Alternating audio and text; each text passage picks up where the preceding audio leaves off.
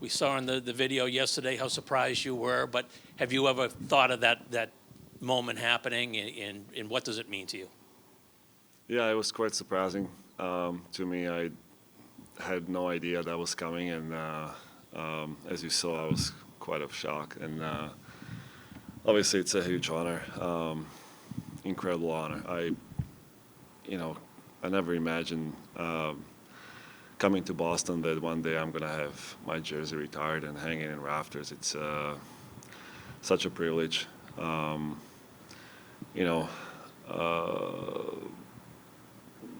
Be part of the organization and the city and have the fans support for all these years. I just feel like it's just such an incredible feeling to have everybody being part of that journey. So it's just something that's gonna be sinking probably for next few days. But I'm so grateful for that. Chris Ryan with iHeartMedia. Your number 33 is going to the rafters, going to the Hockey Hall of Fame. Nikita Zadorov just referred to you as one of the all-time greats. Do you feel that you're in that context? Because obviously all these honors are indicative of the fact that you are one of the greatest hockey players ever. Well, thank you. Again, it's something that I really enjoyed being part of, the great teams. And I've said it many times, this is a team game, and this is, for all those players I play with in the past and present and, in my last few years, to share that locker room and being able to lead this organization and making the impact that we as the players committed to and set the goals and winning championship. That's just it's a team effort. So as much as you want to say what I've done and all these recognitions, it's also part of their part. Playing huge helping me to be the best I could be. I just took huge amount of pride to wear that jersey, to represent that logo, like I said before, and to feel the support from the city, from the fans, and have the players, the teammates that we had here, and it was just I'm so grateful for that. It's just it's amazing to have that support. Jim McBride, Boston Globe. Zdeno, you were a captain the whole time you were here. The people that succeeded you, Patrice and Brad and other leaders in that locker room, often point to your leadership style rubbing off on them. How much of a point of pride is that for you? Well,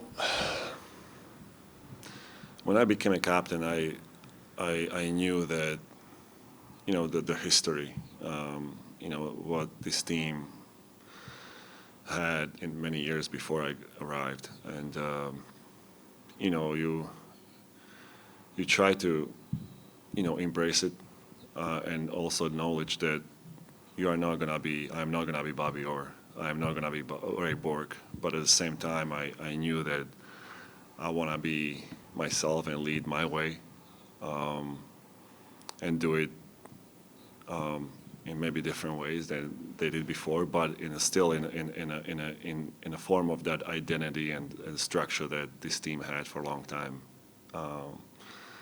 So that's what I did. I was just really embracing that role and try to lead the team, my teammates to that direction, and it was a lot of fun. But it took the whole team again. It took the commitment from everybody, and like I said, I was very fortunate and lucky that we had the team and players that we had. Paul Fraser, Boston Bruins. How did you tell your family about the news, and what was their reaction to this point of your career?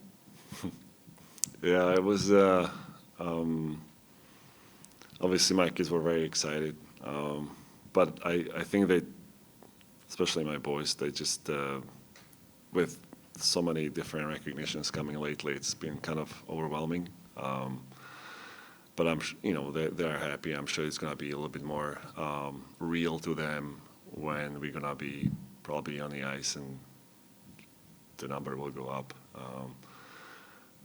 Right now they may be too young to maybe understand the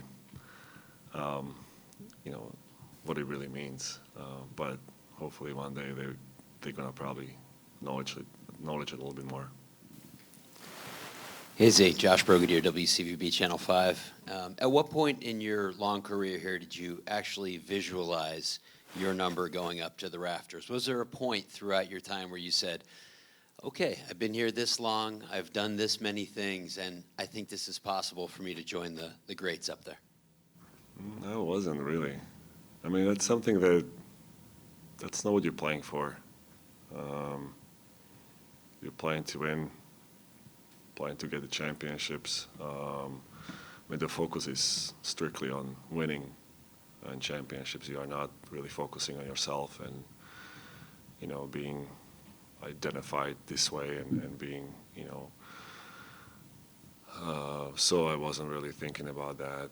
I was more focused on, doing what I could do and help the team. And like I said, winning is about, that's all we care about.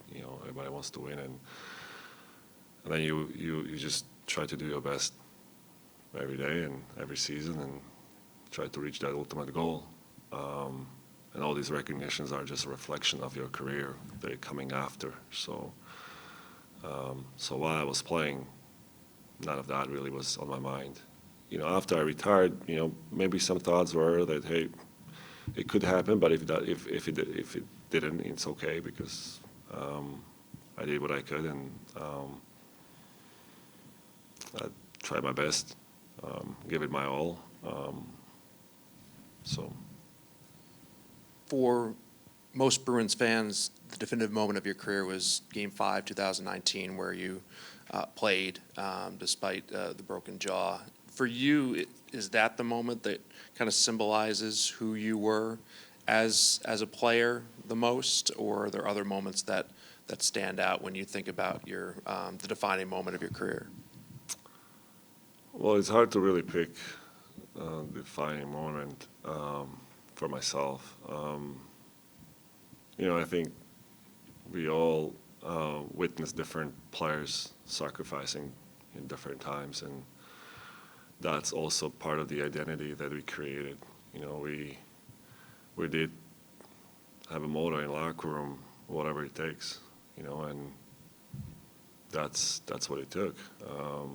And whether that's going to be that moment or, lifting a cup or, I don't know, something else, that's up to people, fans, to really choose and decide. But